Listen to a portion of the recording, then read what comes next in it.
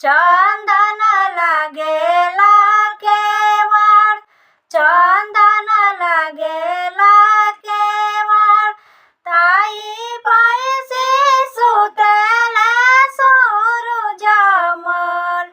बाजिन केवड़िया धइले खाड़, बाजिन केवड़िया धइले खाड़, दुआरा पर खाड़ा बाजिनिया। सूरजमल के करेली पुकार, सूरजमल के करेली पुकार।